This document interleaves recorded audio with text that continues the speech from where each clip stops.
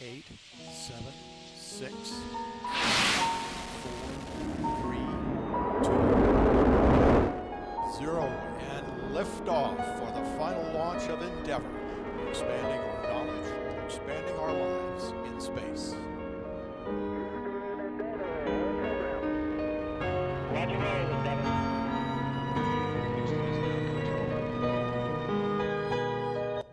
Você já parou para pensar em uma coisa aparentemente absurda?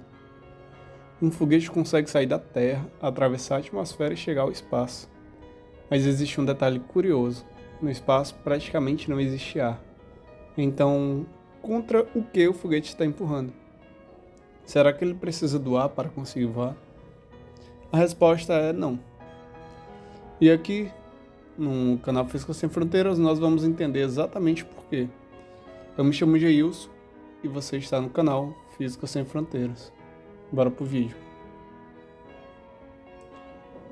Primeiro, o foguete não empurra o ar.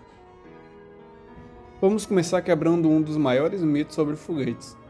O foguete não precisa empurrar o ar para se mover. Na verdade, ele consegue funcionar até mesmo no vácuo. Quando você empurra uma caixa, existe uma força entre você e a caixa. Mas um foguete funciona de maneira totalmente diferente.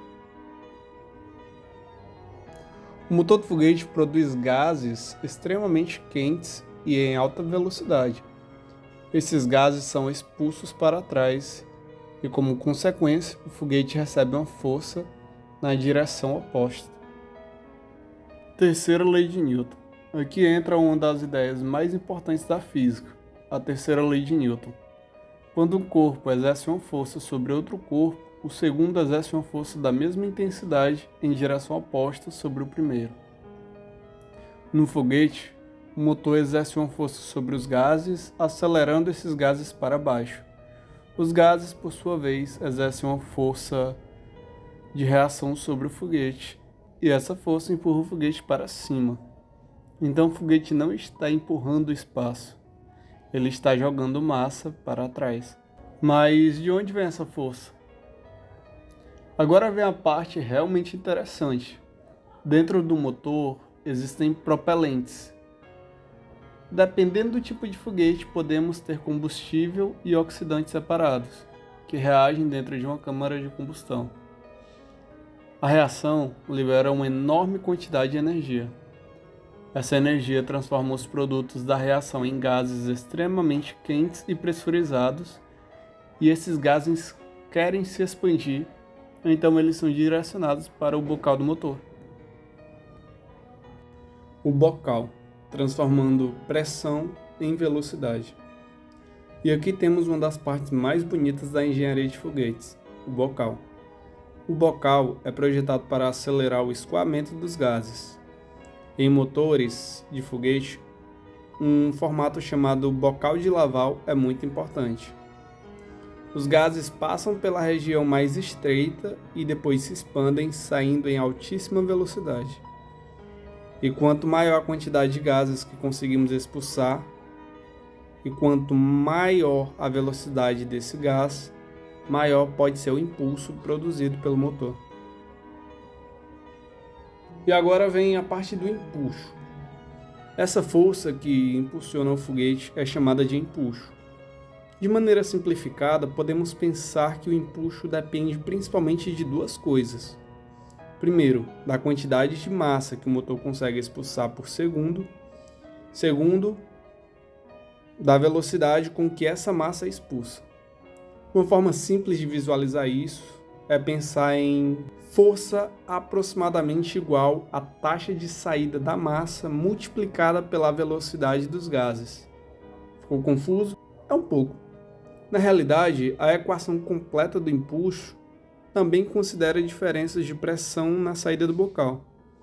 É por isso que motores de foguete são máquinas tão sofisticadas. Mas como ele consegue sair da Terra? Agora temos outro problema. O foguete não está apenas acelerando. Ele precisa vencer a gravidade e também lidar com a resistência da atmosfera.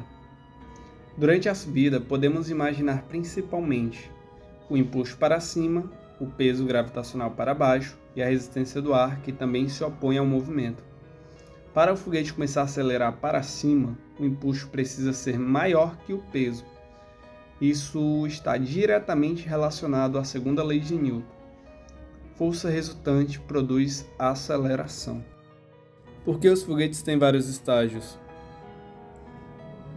Mas se você olhar para um foguete como o Saturn V ou outros foguetes modernos, você vai perceber uma coisa: eles possuem estágios. Por quê? Porque carregar uma estrutura vazia depois que o combustível acabou é um desperdício de massa. Então, quando um estágio termina seu combustível, ele pode ser descartado. O próximo estágio passa a acelerar uma massa menor, e isso é extremamente importante porque os foguetes são máquinas muito sensíveis à massa. A física por trás da equação do foguete. E aqui chegamos em uma das equações mais importantes da astronáutica, a equação do foguete Tessiuskovsky.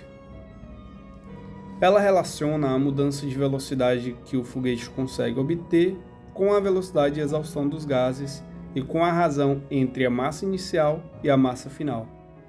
A ideia fundamental é: quanto maior a velocidade de saída dos gases e quanto maior a quantidade de massa que o foguete consegue transformar em propelente e expulsar, maior pode ser a mudança de velocidade.